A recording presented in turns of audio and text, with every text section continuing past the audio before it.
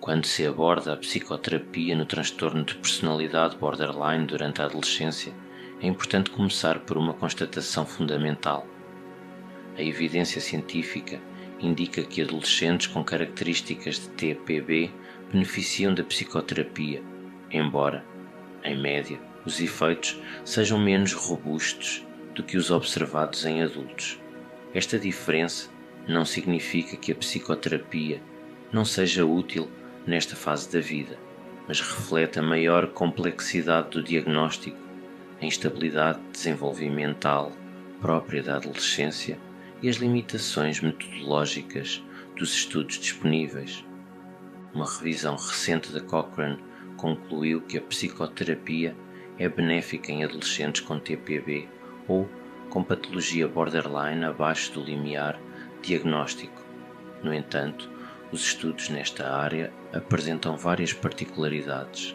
Muitos incluem jovens que ainda não cumprem plenamente critérios diagnósticos formais, utilizam desenhos naturalísticos ou híbridos e registram taxas elevadas de abandono, o que dificulta a interpretação dos resultados e reduz a força das conclusões.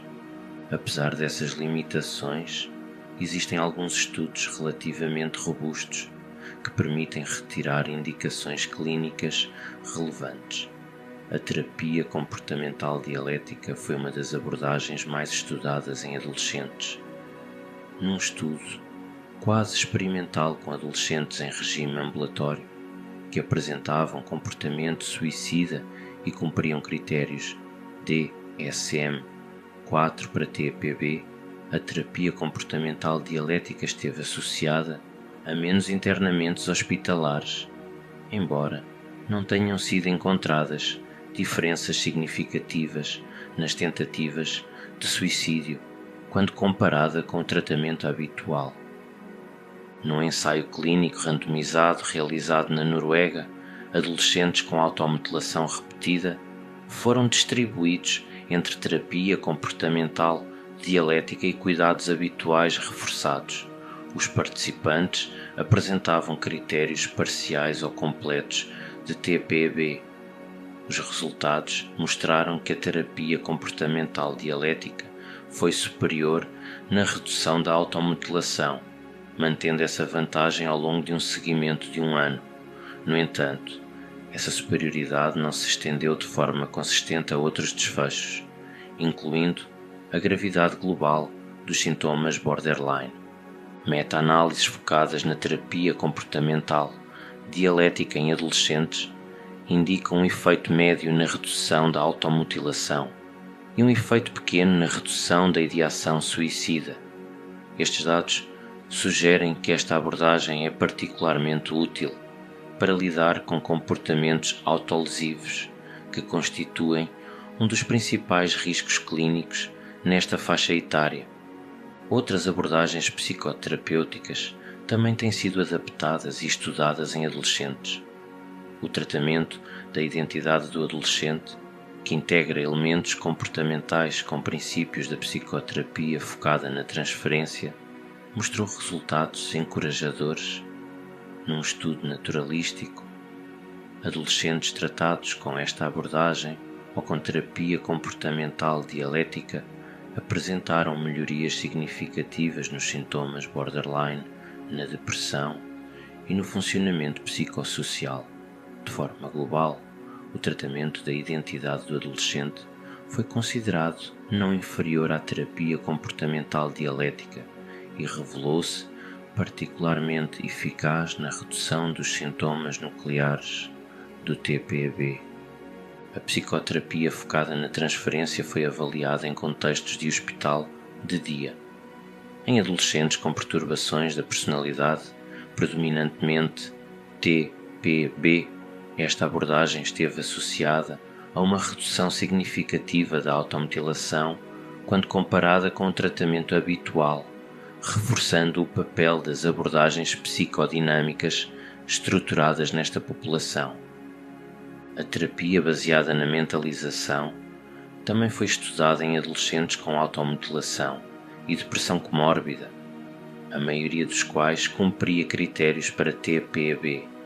Os resultados mostraram que esta abordagem foi mais eficaz do que o tratamento habitual na redução da automutilação e da depressão, tendo sido igualmente observada uma diminuição dos traços borderline após o término do tratamento. Em contextos de internamento, o método psicanalítico interacional foi avaliado em adolescentes com patologia grave e elevada comorbilidade.